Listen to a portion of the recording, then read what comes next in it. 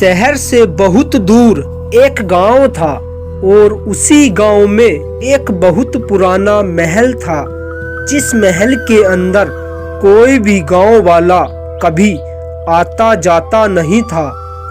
उसी गांव में घसीटा नाम का एक व्यक्ति और उसकी पत्नी भी रहती थी।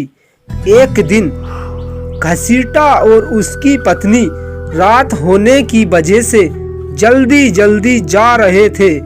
अरे निर्मला, जल्दी जल्दी पैर उठा लो वरना यहीं पर रात हो जाएगी। तुम्हें तो पता ही है हमें महल के सामने से होकर गुजरना पड़ता है। अगर देर हो गई तो कहीं उस भूतिया महल की चुड़ैल ना खा जाए। हे भगवान, इस चुड़ैल ने भी गांव वालों की नाक में दम कर रखा है। अब तो ऊपर वाला ही बचाए। उस चुड़ैल से दोनों डरते डरते चलते रहते हैं। जैसे वे दोनों उसी महल के पास पहुंचते हैं तो तभी महल से आवाज आती है। कहाँ से आ रहे हो घसीटा? अरे बाप रे, ये किसकी आवाज है? भागो यहाँ से, कहीं चुड़ैल ना आ जाए। हा हा हा हा हा। और दोनों वहां से भाग जाते हैं। अगली सुबह घसीटा और गोपाल एक पेड़ के नीचे बने चबूतरे पर बैठकर बातें कर रहे थे। और बताओ घसीटा, तुम्हारे क्या हाल है? भाई गोपाल, मैं तो बुरे ही हाल में चल रहा हूँ। तुम सुनाओ, तुम्हारे कैसे हाल हैं? घसीटा भाई, एक बात बताओ, कल तुम दोनों पति पत्नी कहाँ गए थे? गोपाल भाई, क्या बताऊं, कल हम शहर गए थे मगर देर होने की वजह से हमें महल वाली चुड़ैल खा ही जाती। अच्छा घसीटा भाई, तो तुम्हें भी उस चुड़ैल ने आवाज मारी है क्या? हाँ गोपाल, सच में क्या तुम्हें भी कभी आवाज मारी है क्या? नहीं घसीटा भाई, मगर मैंने बुजुर्गों के मुंह से सुना है कि अगर महल वाली चुड़ैल ने जिसे भी आवाज मारी, समझो उसका अंत ही आ गया। घसीटा समझो, ये बात सुनते ही जैसे मर सा गया हो, एकदम सुन्न हो गया और कुछ कहे बिना अपने घर चला गया। आ गए जी तुम, मैं तुम्हारी ही इंतजार में बैठी थी। बोलो निर्मला, क्या हुआ? मैं ये कह रही थी कि कल के हादसे से तो मुझे डर सा लग रहा है। डरो मत निर्मला, वो चुड़ैल हमारा कुछ भी नहीं कर सकती। और जैसे रात होती है वे दोनों सो जाते हैं। आधी रात बीतने के बाद घसीटा, ओ घसीटा, उठ भी जा, कब तक सोता रहेगा? यह आवाज सुनकर घसीटा की आंख खुल जाती है। अरे बाप रे, इतनी रात को कौन आवाज मार रहा है? जरा उठकर देखता हूँ। निर्मला, ओ निर्मला, क्या हुआ जी? तुम्हें भी इतनी रात में क्या काम पड़ गया? बताओ क्या हुआ?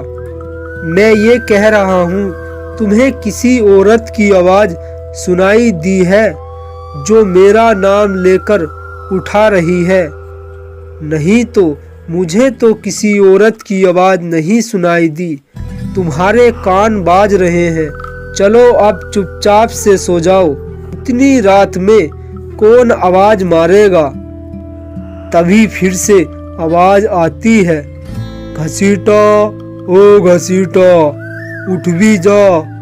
जब ये आवाज निर्मला को सुनाई देती है तो वह भी डर के मारे कांपने लगती है और दोनों डर के मारे चुपचाप सो जाते हैं। निर्मला आधी रात को जिस औरत ने आवाज मारी थी वह कौन हो सकती है? अजी मुझे तो वही चुड़ैल लगती है जो महल में रहती है।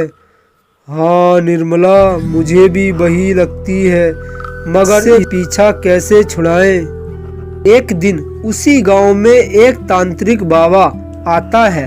तांत्रिक मांगता मांगता घसीटा के घर के बाहर आ खड़ा होता है। कोई है घर में? बच्चा, बाबा को कुछ दान दक्षिणा दो। आवाज सुनकर घसीटा आता है और बाबा से कहता है, बाबा आप क्या मांग रहे हो? बेटा, बाबा सिर्फ खाना मांगता है, अगर खाना बना हो तो खाना ला दो। बाबा, खाना तो घर में बना हुआ है, आप यहीं पर बैठ जाओ, मैं आपके लिए खाना लेकर आता हूँ। तांत्रिक बाबा भोजन करके घसीटा से कहता है, अच्छा बेटा, मांगो, आपको क्या मांगना है?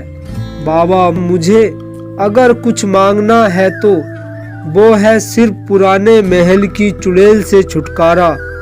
अच्छा बेटा, तो तुम्हें उस चुड़ैल ने परेशान कर रखा है, इसके लिए मुझे आज रात यहीं पर रुकना पड़ेगा। जी बाबा जी, आप यहीं पर रुक जाओ।